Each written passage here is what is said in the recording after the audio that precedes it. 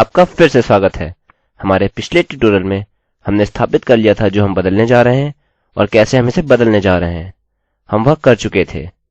अतः अब मैं अपना कोड जांचूंगा।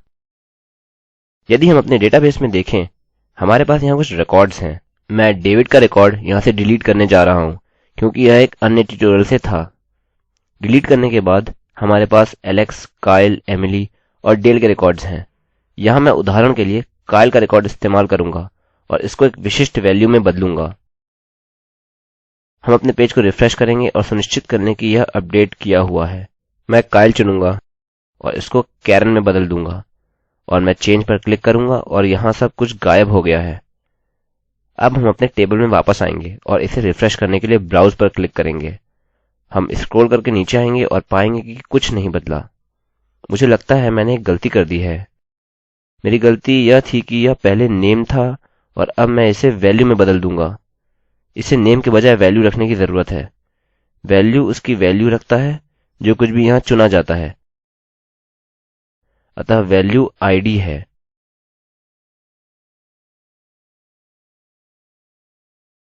जब हम अपना फॉर्म जमा करते हैं वह यहाँ आएगा और वैल्यू यहाँ आईडी के अंदर समाहित की जाएगी। अतः मैंने समस्या ढूंढ ली और उसे ठीक कर दिया और अब मैं वापस जाऊंगा और रिफ्रेश करूंगा। यहाँ मैं एक बार पुनः काइल को कैरन में बदलूंगा। चेंज पर क्लिक करके आप देख सकते हैं कि कुछ नहीं हुआ। जब मैं अपने डेटाबेस को एंटर करता हूँ आप देख सकते हैं कि हमें एलेक्स, काइल, एमिली और डेल मिला। चूंकि हमने काइल को कैरन में बदल दिया है, हमारी आईडी को बदलाव दिखाने चाहिए। किंतु जब हम ब्राउज पर क्लिक करते हैं और नीचे स्क्रॉल करते हैं हम देख सकते हैं कि काइल अब कैरन से बदल गया है। अतः आप फॉर्म्स का इस्तेमाल करके वैल्यूज भी अपडेट कर सकते हैं। यह बहुत सरल है जब तक आपको इनका ज्ञान है। पीएचपी सॉफ्टवेयर, चीजों का कुशलतापूर्वक उपयोग कैसे करें, चीजों को कैसे जांचें, इफ स्टेटमेंट्स का उपयोग कैसे करें, वेरिएबल्स पास करें, खासतौर से पोस्टिंग वेरिएबल्स इत्यादि। आप यह सब सीखने के समर्थ होंगे जब तक आप इन ट्यूटोरियल्स के बुनियादी भाग को सीख लेते हैं। अभी तक इस ट्यूटोरियल में आपने प्रविष्ट करना और अपडेट करना और इसी तरह से कुछ और सीखा। आखिरी चीज मैं आपको दिखाऊंगा कि डिलीट कैसे करें।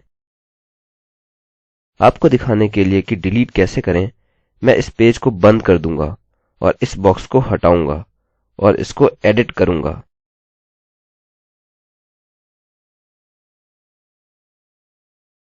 मैं चेंज को डिलीट से बदलूंगा। यहाँ मैं रिकॉर्ड्स को डिलीट करूंगा जहाँ हमें एक विशिष्ट नाम दिखाया गया है। यह करने के लिए मैं यहाँ लास्ट नेम जोड़ दूंगा। चलिए अब यह रीसेंड नहीं करते और चलिए वापस mysql.php पर चलते हैं। यहाँ हमारे पास अब एलेक्स गैरेट, कैरन हेडन है जो कि मेरे पिछले उदाहरण से बदले या सुधारे गए हैं। हम कैरन हेडन पर क्लिक करेंगे और हम डिलीट पर क्लिक करेंगे। यह रिकॉर्ड को डिलीट कर देगा किंतु अभी इस समय यह डिलीट नहीं हुआ है। चलिए पहले हम यह सुनिश्चित कर लें कि हमारे सारे रिकॉर्ड्स पूरे हैं।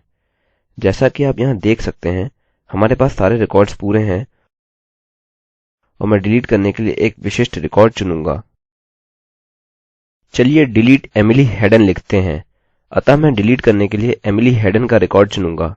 अब हमें इसे mysql_delete.php नामक एक नए पेज में जमा करने की आवश्यकता है। इसके लिए हम एक नया पेज बनाने जा रहे हैं जिसको mysql_delete.php के रूप में सेव करते हैं।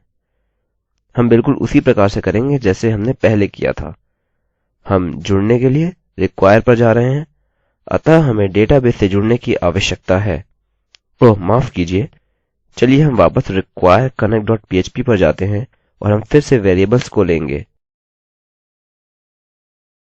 अतः चलिए यहाँ toDelete टाइप करते हैं और जो कि फिर से यहाँ पोस्ट वेरिएबल के बराबर है।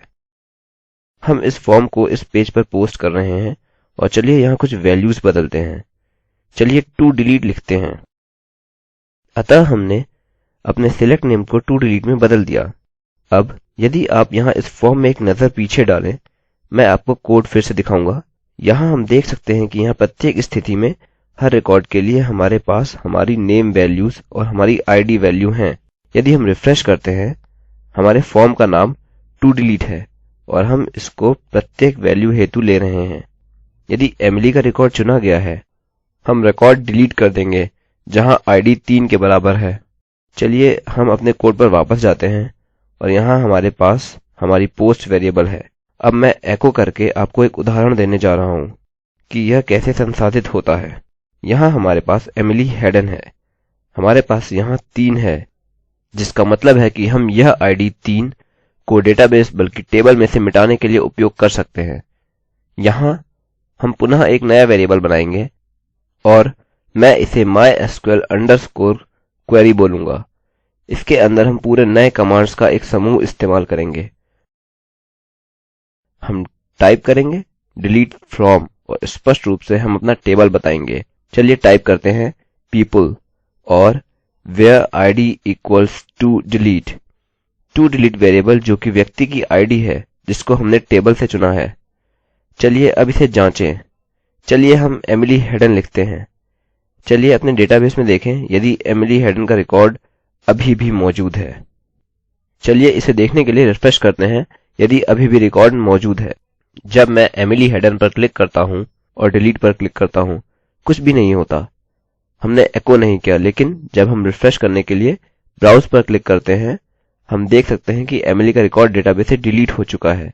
अतः ट्यूटोरियल्स के इस भाग में मैंने आपको बेसिक काम करने के लिए कमांड दिखाए, जैसे डेटा प्रविष्ट कैसे करें, डेटा कैसे पढ़ें, सुधार कैसे करें, डेटा कैसे मिटाएं और HTML फॉर्म्स में सम्मिलित कैसे करें। यदि मैं कुछ भूल गया हूँ तो कृपया मुझे बताइए और मैं उनको इन ट्यूटोरियल्स के भागों के रूप में जोड़ दूंगा। यह सुनिश्चित कर लें कि आप मेरे द्वारा अपडेट्स के लिए सब्सक्राइब करें। मैं आशा करता हूँ कि आपने इन ट्यूटोरियल्स का आनंद लिया। देखने के लिए धन्यवाद।